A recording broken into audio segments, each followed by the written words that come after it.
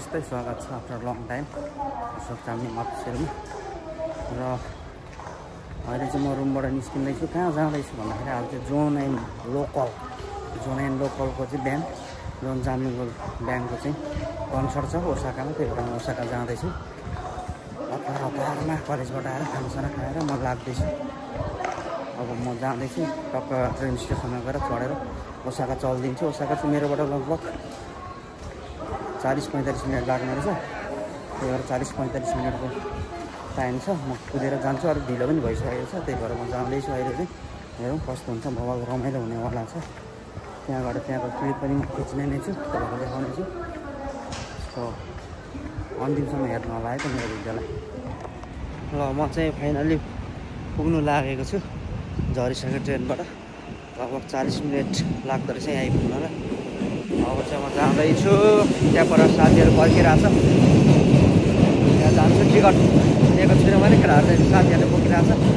त्यहाँ गएर लिएर म बस्छु भित्र। त्यही हो, त्यहाँ हल्ला भयो। लोकेसन चाहिँ यहाँ रहेछ, जी पोसाको बाइक साइड कि बे साइड हो के हो। आइपुगिसकेको छु म। सबजना आइसक्यो, मैले लिइसकेँ।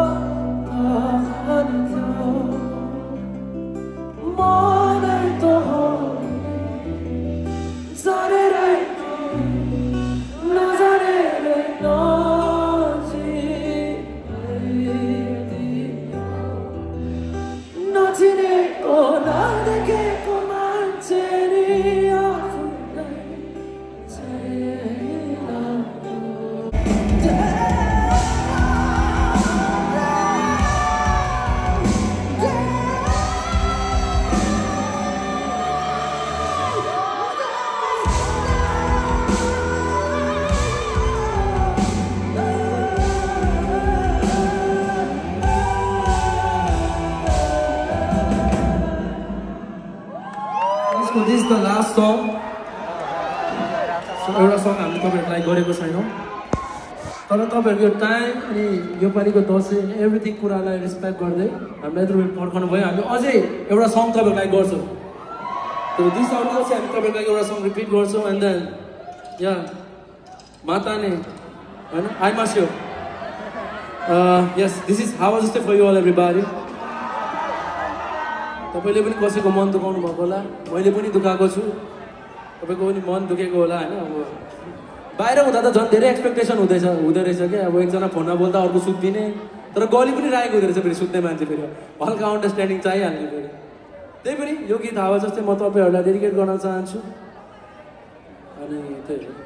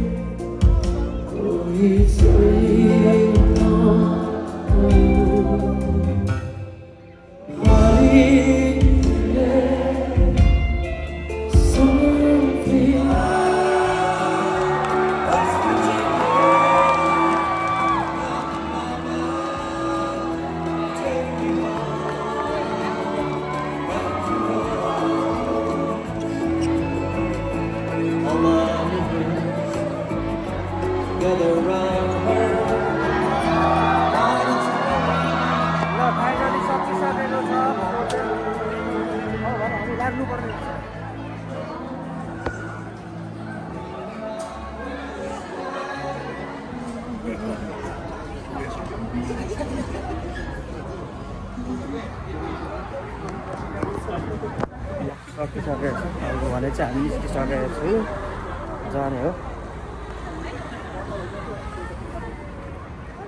6 बजीदेखि सुरु भएर 8:30 बजी सकियो नि त 2-2.5 घन्टामै यही हो साइड चाहिँ ल बबाल रमाइलो भयो फर्स्ट टाइम कन्सर्ट जोन जाम्मीको एटेन्ड गर्न पाइयो बबाल मजा आयो त्यही हो ल सबजना मान्छेहरू त निस्किसक्यो कोही आज निस्केर आउनु बाँकी छ बबाल रमाइलो भयो जोन चाम्लिङको कन्सर्ट हेर्ने चाहिँ एउटा ठुलो ड्रिम थियो त्यो चाहिँ पुरा गरेको छु मैले लास्ट आवरमा आएर हिजोसम्म जाउँ कि नजाउँ भइरहेको थियो लास्ट आवरमा आएर 81 बजी पुगेको हो क्या 6 बजीदेखि कन्सर्ट थियो म 6 बजी पुगेको थिएँ यस्तो आइयो पुग्यो ठ्याक्क भ्याइयो बबाल रमाइलो भयो लाइभ हेर्ने मौका जुर्यो बबाल मजा आयो बबाल कसम बबाल मजा आयो त्यही हो अब ओसाका सकेर भोलि चाहिँ ओकिनावा जाँदैछन्। ओकिनावामा पनि चाँडै सायद 14 तारिक होला ओकिनावामा।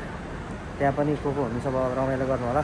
ओकिनावामा बस्ने साथीहरू, मेरो केटाहरू, मेरो साथीहरू त्यहाँ हुने सबैजना बबाल रमाइलो गर। ओकिनावामा पनि बबाल रमाइलो हुन्छ, सबैजना जानु होला।